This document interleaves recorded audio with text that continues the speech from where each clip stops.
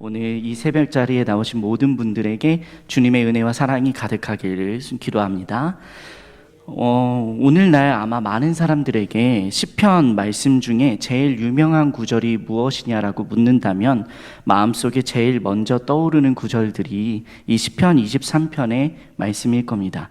실제로 2018년에는 우리나라 사람들이 가장 좋아하는 성경 구절 중에 하나로 이 시편 23편이 꼽히기도 했었습니다. 그렇다면 왜 이렇게 시편 23편의 말씀은 사람들에게 많이 읽히고 이 고백이 인기가 많아졌을까요? 왜 많은 사람들의 마음속에 울림을 주는 구절로 남아있을까요? 저는 2018년도에 이 말씀이 우리나라 사람들이 가장 좋아하는 말씀으로 꼽혔다라는 이야기를 듣고 왜 사람들이 이렇게 이 시편 23편의 말씀을 좋아할까 고민하면서 계속 묵상하다가 여기에는 두 가지 이유가 있다라는 생각을 하게 됐습니다. 그리고 그 생각은 지금도 계속해서 가지고 있는 생각인데요. 거기에 두 가지 이유 중에 첫 번째 이유는 이 시편 23편의 고백은 다윗의 평생의 고백을 담고 있는 구절이기 때문에 그렇습니다. 많은 성경학자들이 이 시편 23편을 다윗의 인생 중에 놓고 보면 노년기에 쓰여졌다라고 이야기를 합니다. 어떤 성경학자들은 압살롬에게, 자기 아들 압살롬에게 쫓기던 당시에 쓴 시다라고 이야기를 하기도 합니다. 어떠한 관점에서 보든지 이 시편 23편을 보는 시각에서 동일한 것은 이 시편 23편은 다윗의 인생에 시작할 때에 쓰여진 시가 아니라 그 인생의 마무리되는 노년기의 시절에 이 시편 23편을 썼다는 것은 공통적인 시각입니다.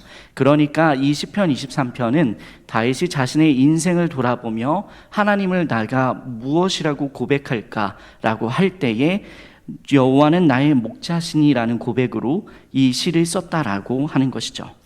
우리가 이 시편 23편을 통해서 알 수 있는 것은 우리의 신앙의 고백은 어느 한순간의 경험이나 고백으로 완성되어지는 것이 아니라는 점입니다. 다윗의 시편 23편의 고백은 그의 인생의 전반을 통한 신앙 생활을 통하여서 만들어진 고백이라는 것이죠.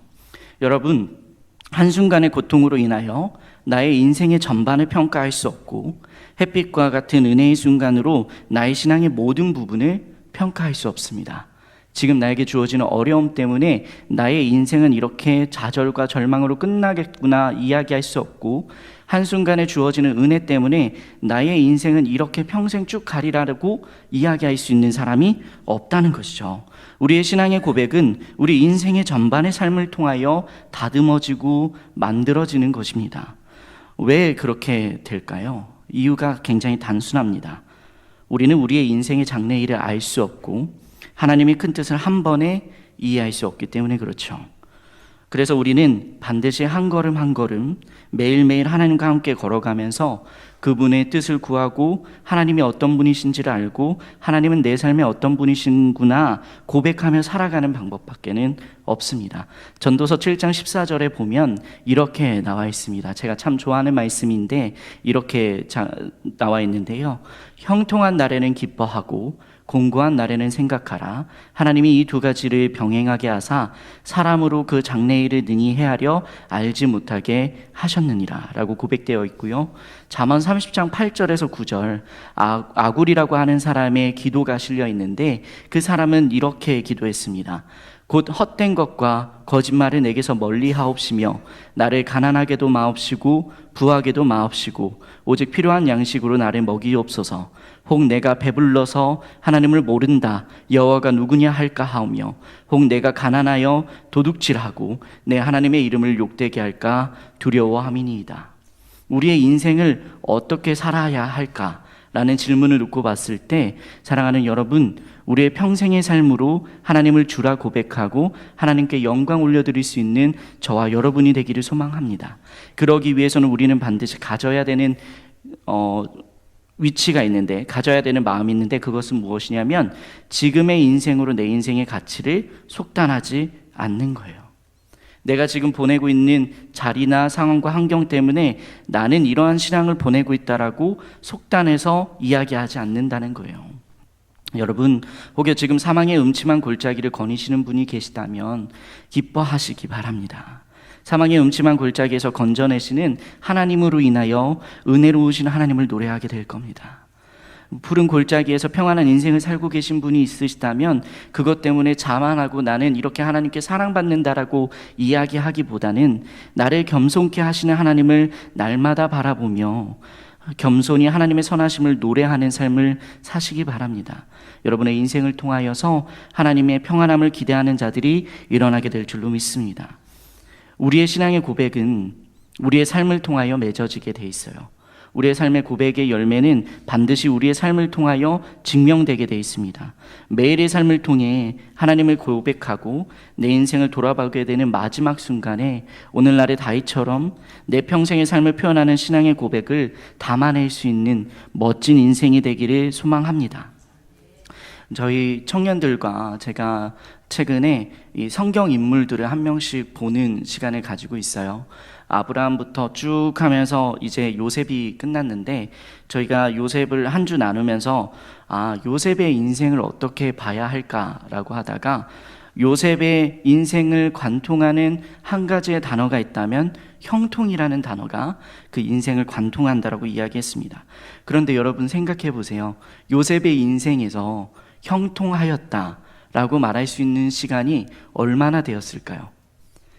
하나님이 요셉과 함께하여서 형통하게 하셨다라고 하시지만 요셉은 그 형통했다라는 그 성경 구절이 쓰여져 있을 때 감옥에 갇히게 되었고 애굽의 종으로 팔리게 되었고 오해를 받아 고통과 고난을 받게 되었습니다.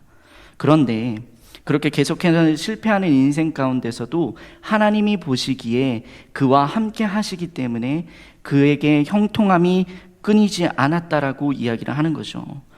요셉이 그 순간에는 내가 하나님과 함께하고 있다, 하나님과 함께하고 있는 것인가라는 인생의 물음표를 던졌을지 모르지만 그의 인생에 하나님을 포기하지 않고 그가 꿈꾸었던 것들을 소망하며 나아갔을 때 결국에 요셉의 고백으로 나오는 것이 무엇이냐면 이 모든 것은 하나님이 하셨다라는 고백입니다.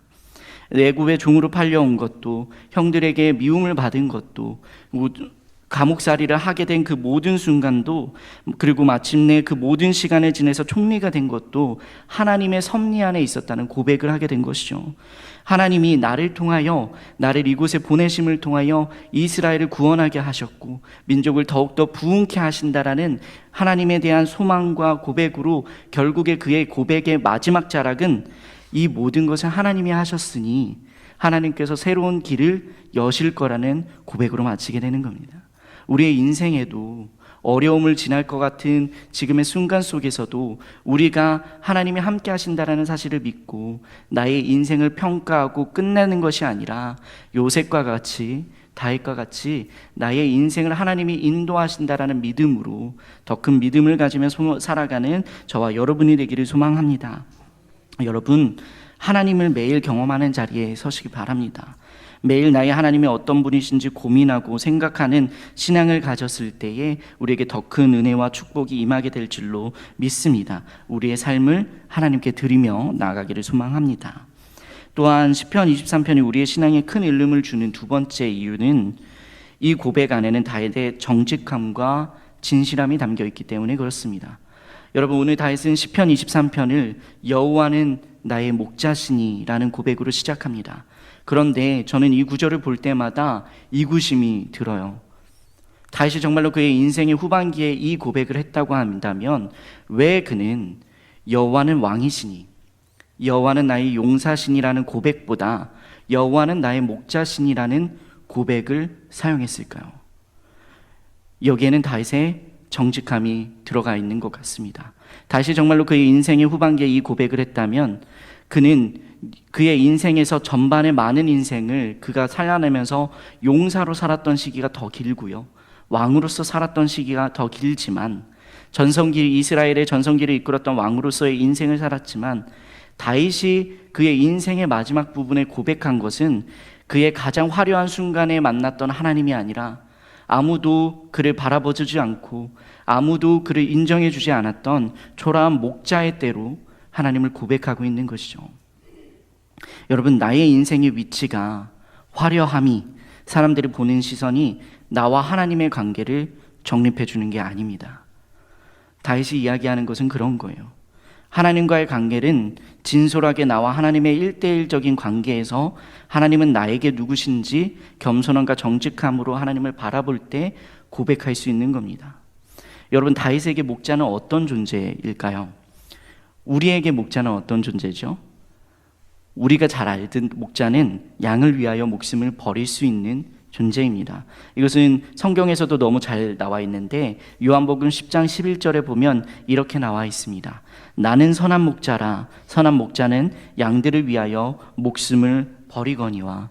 또 여러 가지 목자의 특징 중에 목자는 양을 누구보다 잘 아는 사람이라고 예수님이 말씀하셨어요.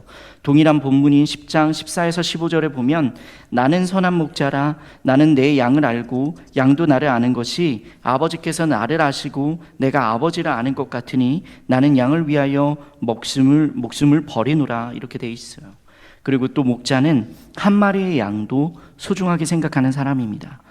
누가복음 15장 4절에 보면 이렇게 나와 있죠. 너희 중에 어떤 사람이 양 100마리가 있는데 그 중에 하나를 잃으면 99마리를 들에 두고 그 잃은 것을 찾아내기까지 찾아다니지 아니하겠느냐. 이렇게 돼 있어요.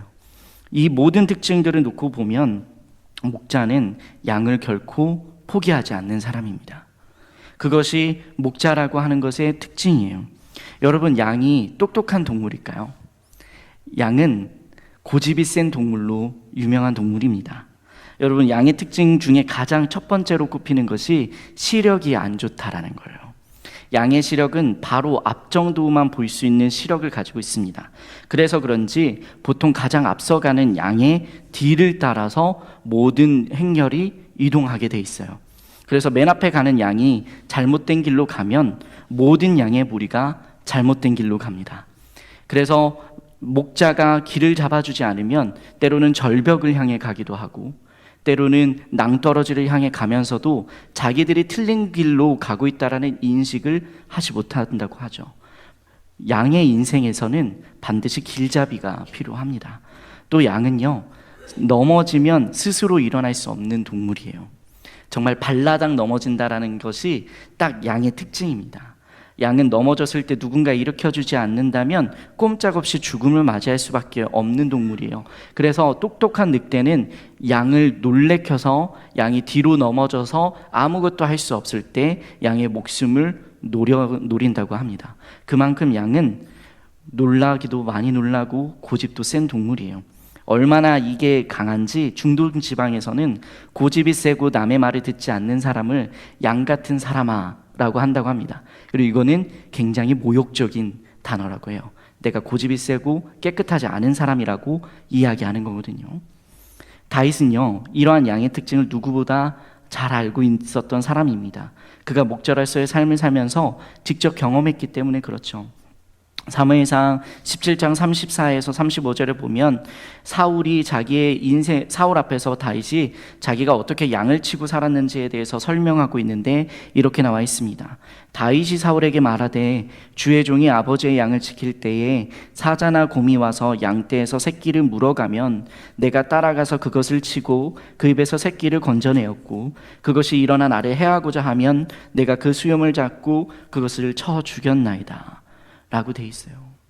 그런데 이런 특징을 잘 알고 있는 다윗이 그의 인생의 마지막 고백으로 하나님께 하는 고백은 여호와는 나의 목자시니라는 고백인 것입니다.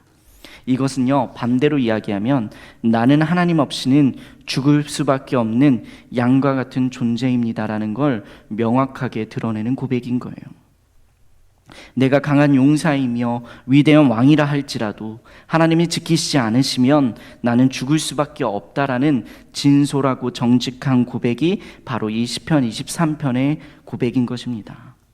여러분, 우리는 인생을 살면서 얼마나 정직하게 하나님은 나에게 이런 분이십니다라고 고백하고 있습니까? 만약 여러분에게 누군가가 당신에게 하나님은 어떤 분이십니까? 라고 묻는다면 여러분은 어떤 대답을 남기시겠어요? 여러분, 하나님은 나에게 어떤 분인가에 대한 고백의 출발은 언제나 나는 하나님 앞에서 어떤 존재인가 생각하는 것부터 시작되게 돼 있습니다. 바라기는 우리의 인생을 돌아보아 정직하게 하나님 앞에서 나를 바라볼 수 있는 지혜가 있기를 소망합니다.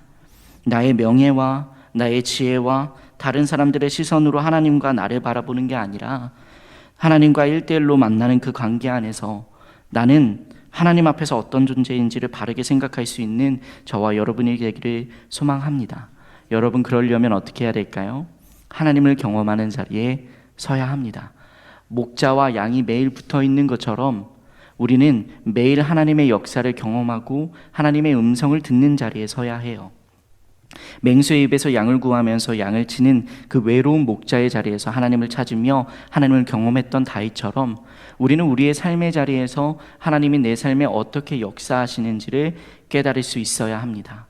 바라기는 여러분의 삶의 자리에서 하나님을 찾는 자로 바로 서시기 바랍니다. 내 인생의 모든 자리에서 하나님이 나의 인생에 어떻게 역사하시는지를 하나님의 눈으로 바라볼 수 있는 지혜가 있는 저와 여러분이 되기를 소망합니다. 어려움이 찾아올 때 하나님께 도움을 구하는 지혜가 있는 사람, 매 순간 하나님의 도우심의 손길을 경험하며 나아가는 저와 여러분이 되기를 소망합니다. 그리고 우리는 마지막으로 하나님 앞에서 항상 겸손해야 합니다. 다윗은 어느 순간에도 하나님의 손길을 찾는 사람이었어요. 그는 자신의 능력과 힘을 우선적으로 자랑하는 사람이 아니었습니다. 그의 인생의 어려움 속에서도, 그가 경험하는 수많은 아픔 속에서도 그는 하나님을 찾고 구하는 사람이었어요. 다윗의 인생 가운데 찾아왔던 슬픔과 고통은 하나님을 더욱 의지하고 가까이 하는 계기가 되었을 뿐이에요. 누군가 그런 이야기를 하더라고요. 항상 긍정적으로 살아가는 사람에게 디딤돌이라는 것은 내가 한 단계 나아가기 위한 발판에 불과하지만, 부정적으로 살아가는 사람에게 디딤돌은 나의 앞길을 가로막는 장애물일 뿐이다.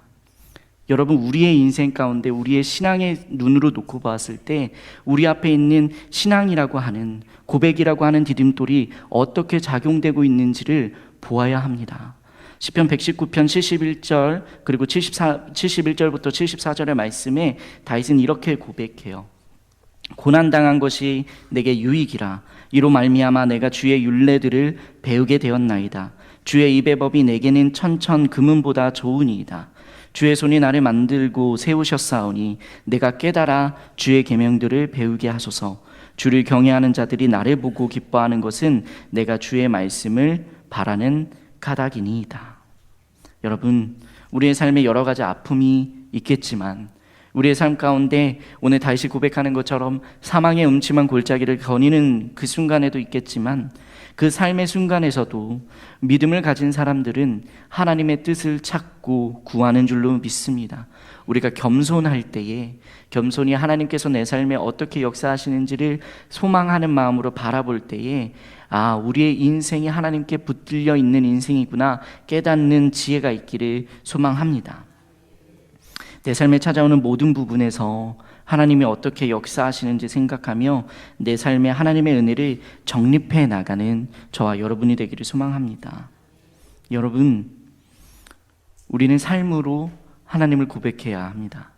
다윗이 그러했던 것처럼 내 삶의 모든 경험들을 통해서 나에게 하나님은 어떤 분이신지를 이야기할 때 오늘 시편 23편이 사람들에게 큰 울림을 주고, 또한 낙심하고 낭망하고 있는 사람들에게 다시 한번 힘을 주는 말씀으로 적용되는 것처럼 우리의 고백이 한 사람을 살리고 우리의 고백이 하나님께 영광 올려드리는 고백으로 변하게 될 줄로 믿습니다. 우리 계속해서 한자리 운동을 하고 있잖아요. 한자리 운동을 함에 있어서 가장 중요한 것은 내가 하나님 앞에서 어떤 사람인지를 깨닫고 그 하나님을 자랑하는 것인 줄로 믿습니다.